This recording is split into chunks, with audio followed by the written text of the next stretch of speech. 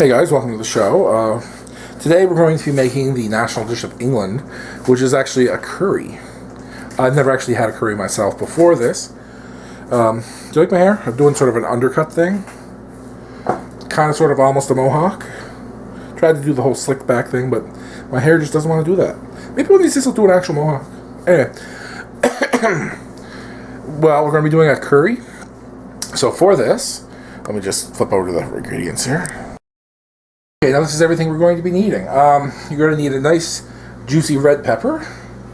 Now this is going to take about a tablespoon of honey just for a little bit of sweetness. I use a nice raw organic honey. You're going to want to use the same. I use 2 cloves of garlic, a can of coconut milk. This is already the red pepper chopped up. An onion. You don't have to, you don't have to make it too small. Just a nice chunk. Cut it into quarters and then cut each quarter in half. That way you get 8 nice big chunks, and about 3 chicken breasts cubed. Now, we have 2 teaspoons of chili pepper, 2 teaspoons of curry powder, and 1/2 teaspoon of turmeric. You're also going to be using salt and pepper to taste in this. So, let's just flip her over to the skillet and we'll get her going. Okay, here we have I'm using my wok. And we're going to be, I put 2 tablespoons of olive oil in there. To this, we're going to add our peppers and onions. Now you're going to saute these on a high heat until they start to get some color. You want to have them a little bit golden. Okay, so we're going to just leave them in there, let them do their thing on a nice high heat, stirring occasionally so that they don't stick. And we'll fast forward for that. Hey, this is actually a quick comment about the curry.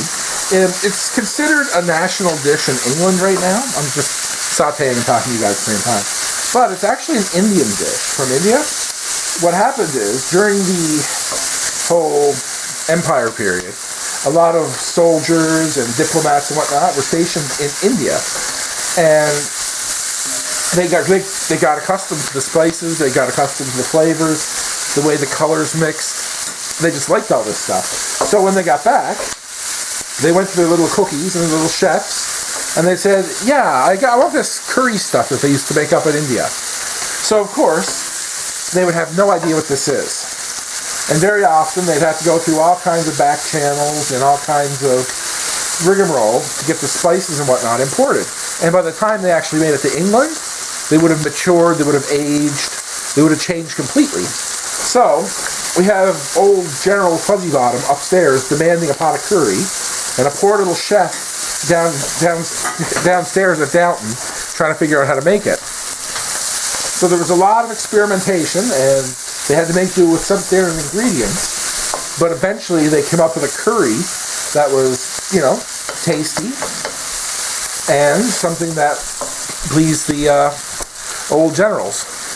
And that's what we have now. It's the modern English curry. Now this recipe is a little bit different than something you'd get in like a kebab shop in jolly old London. But I think it's a cute little approximation. I just figured I'd drop in and tell you guys that. We'll get back to the cooking. Okay, now as you see, the vegetables all have a nice golden color to them. And to this, we're going to add our chicken. Now it's interesting, in Indian food, they don't velvet the chicken like they would in the Chinese cooking or Japanese whatever. You would think, what being similar to Asian, like China and India and all that, like the continent, but they're very culturally separated that way. Indian food and Chinese food and Japanese food, you would think would have a lot more similarities than they do, but they don't. It just amazes me how culturally separate they've always been. Okay, to this, we add about 2 cloves worth of garlic. I always use my pre-prepared garlic because it's boiled that way. And we're going to add our spices. Now remember, we want to add them slowly because we don't want a big nuclear dust cloud of spices going through our house. That'd be funny.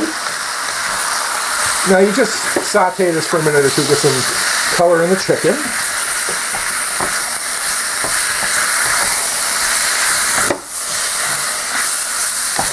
Now that's one thing I love about Indian food. The mix of hot and spices and the colors and just the fragrance of everything. Very aromatic. Very, very aromatic food.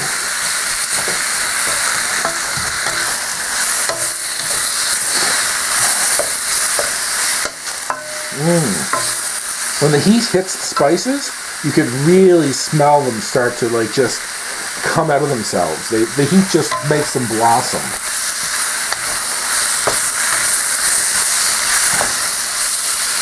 Okay, now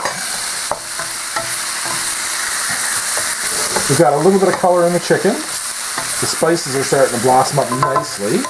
Now to this, we add our coconut milk.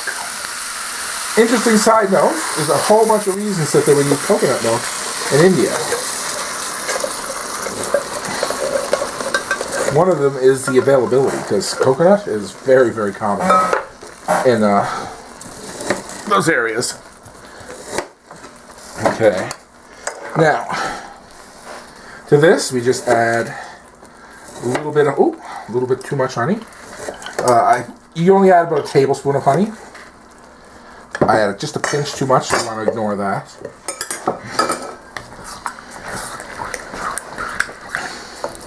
And as you can see, it's already picking up beautiful, beautiful yellow hues.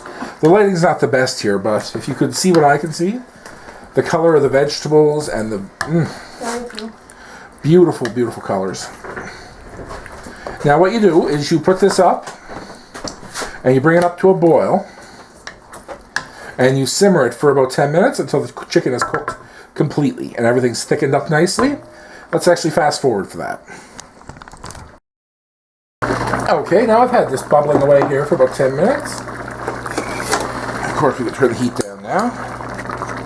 The chicken is all beautifully cooked. I actually broke a piece apart. And everything is sort of... I love how the coconut milk gets that lovely satiny texture. And the smell of the spices. If you could smell what I could smell right now, you'd be in heaven. Now, one thing, it is to be eaten in moderation. It does have a little bit more carbs than usual. It's more of an ongoing weight loss type of meal. Now, it would usually be served over a basmati rice, but we don't do any of that witchcraft. So if you wanted to do up some of the cauliflower rice or whatever, that would be the way to go. So, if you like this video, don't forget to thumbs up and subscribe and share and tell all your friends and all that good stuff. If you have any questions, leave them in the comment section below. And as always, thank you for watching. Love y'all. Bye.